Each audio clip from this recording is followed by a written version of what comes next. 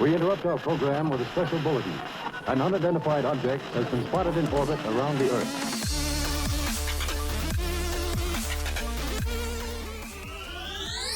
Hey everybody, greetings. My name is Scott. This is Book Invasion. Thanks for joining me.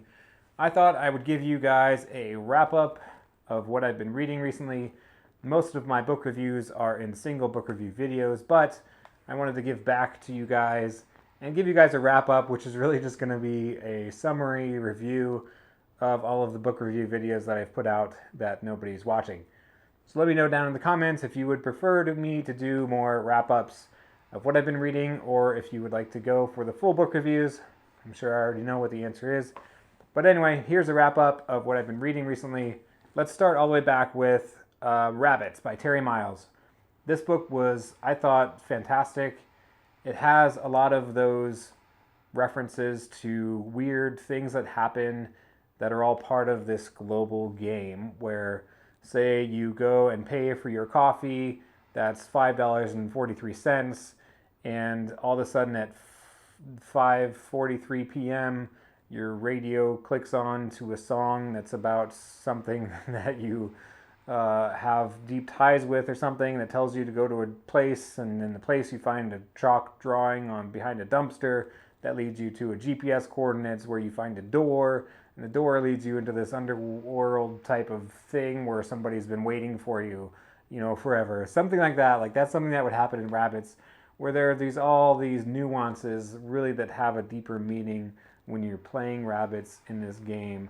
Like, everything is significant, and you put all these pieces together, and that's kind of what is happening. So this is the 11th iteration or so of the game, and you're following the story of someone who's kind of heard about Rabbits that has not played it yet, but kind of feeds information to the masses at a nominal fee, but then she gets wrapped up in some things. It was a really cool, mysterious. I really like those type of things where you don't think something is the coincidences really aren't coincidences and they really have meaning.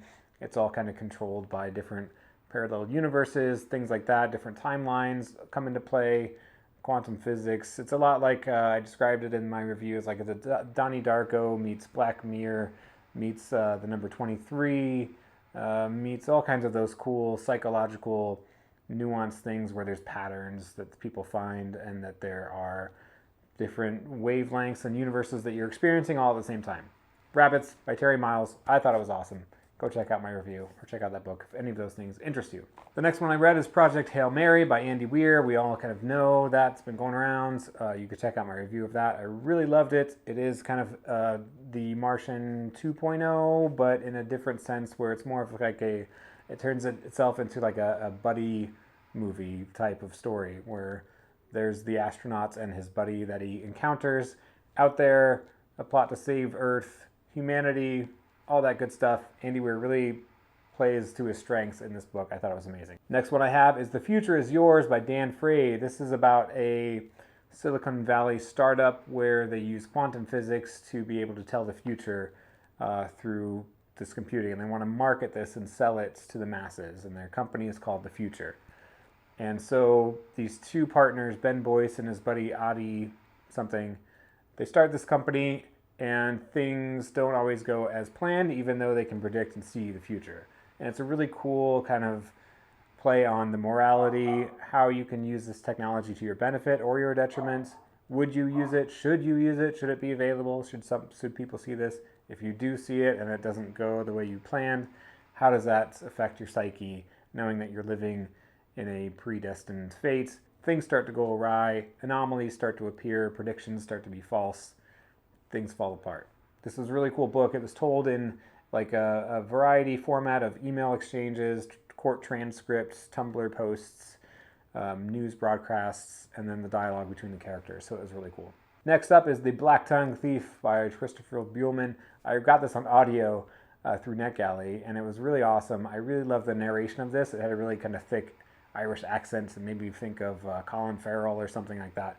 You get to learn a whole slew of curse word slang throughout the book. It tells the story of a thief who's in a thief's guild. He's kind of down on his luck. He's got nothing to lose. He gets called on to do a job by the Thieves Guild that he really can't turn down or else they're going to kill him. So he goes on a voyage. There's different characters. There's magic. There's Bully Boy, the blind cat, who is an awesome character. There's giants. There's goblins and orcs and a kraken even in the book.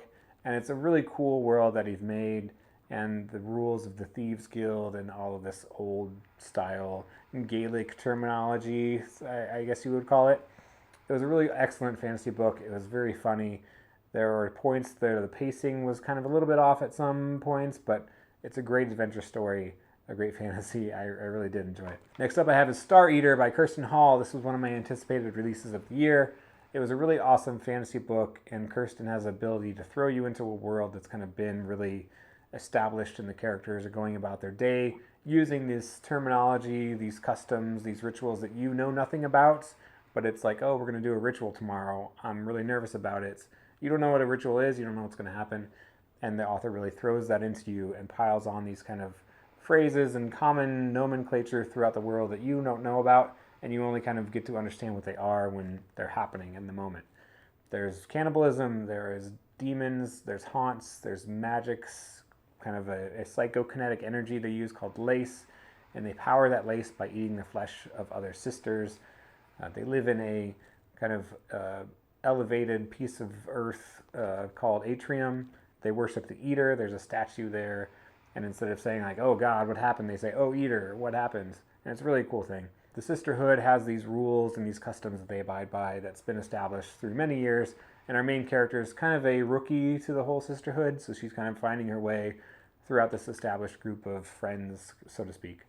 And so it was a really great fantasy story. It's really dark at points. It's kind of gruesome, but it has all those fantasy elements in a world where you're kind of thrown into it without a lot of info dumps, which is good. I mean, that can be a challenge to some people, but to me, I really kind of enjoy that thing where it's not spoon-fed to you at all times. You kind of have to realize what's happening in the moment instead of having a diatribe about what the history of the lore is.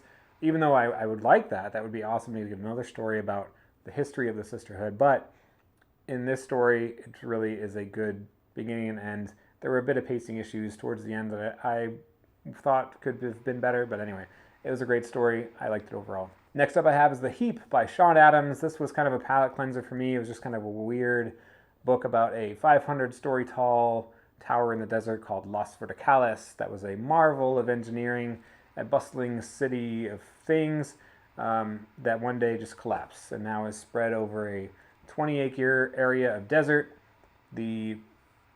The owner of the tower now has created a relief foundation that gives you a stipend if you want to come and join the dig, the greatest recycling effort that the world has ever seen. All of the rubble could be used by artisans to make new things and so on and so forth. And so this tells the story of Orville, who's trying to dig to find his brother Bernard, who ran a radio station in the tower, the voice of the Vert, and he is now still broadcasting in the rubble, and they have to find him, find out where he is. And now the book takes a really weird turn towards the middle, that there's this society who's kind of throwing a wrench into things. There's a little bit of espionage, of backstabbing. Who do you trust? And it's a really cool kind of villainous organization that they threw in here. I thought it was really creative and really awesome. So it's not really sci-fi or fantasy. It's just a really cool story. It was on NPR's like Best Books of 2020. I really wanted to check it out. I'm super glad that I did. Check it out on audio. It has a full kind of cast recording on it, and it was really awesome. The next one I have is The Man with All the Answers by Luke Smitherd. This is a kind of short novella, speculative fiction with a twist about a person who goes to a cabin one day and all of a sudden has a slowdown in time with his buddies, and he can kind of see timelines happening. He can see the future. So they hone in on this cabin to kind of harness it, to kind of talk to this energy or to kind of trap this thing that he's experienced. There's a bit of a time travel aspect of the things, whether you can affect the outcomes, the butterfly effect. This book to me felt a lot like Dark Matter by Blake Crouch, mixed with a little bit of a twistiness, where that it's only like a 10-year span that the person can see. Oh, with Replay by Ken Grimwood meets Dark Matter by Blake Crouch. I haven't read Recursion. I'm pretty sure it's going to be something like that too. So this was my first experience with Luke Smitherd and his writing. I really did enjoy this. This is something I really want to get more into, this author, and see all the rest of his catalog. He just put out a horror novel, I believe, that I really want to read and check out some of his stuff. I really like the ideas that he explored. The writing style of it was really cool. And so the last book that I read is We Have Always Been Here by Lena Wen. This was a sci-fi thriller, one of my anticipated releases of the year. It talks about a crew who goes to a planet to survey it for potential life, but the Earth has been reclaimed by this hyper growth of plant life, and now people live in biodomes where the plants can't reach them because plants have regained all of the architecture of the world. So now they have to go to space. And so they go into this world where they think they're surveying it for potential life, but our main character is a psychologist for the crew to keep them in line on how they're thinking, how they're feeling while they're exploring the planet. But that's not really the mission that they're on.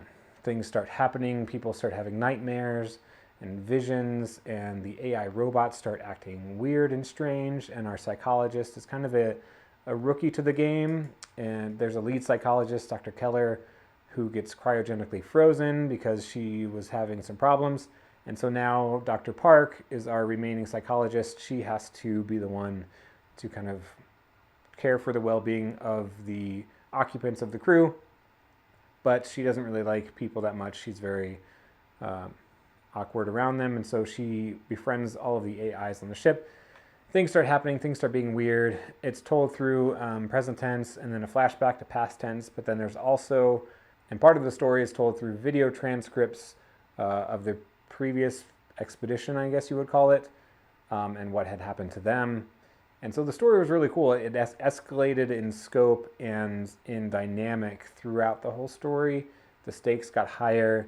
The impact of this world kind of became greater, and the timelines kind of ran into and intersected towards the end. I really liked that. I really liked the way that this book played out, especially for a debut author. And the author is studied English. She has an MFA in writing.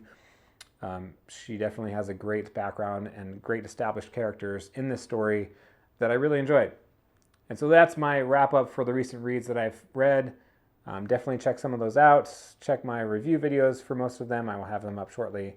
But I will see you on the next video. Like and subscribe, and have a good one.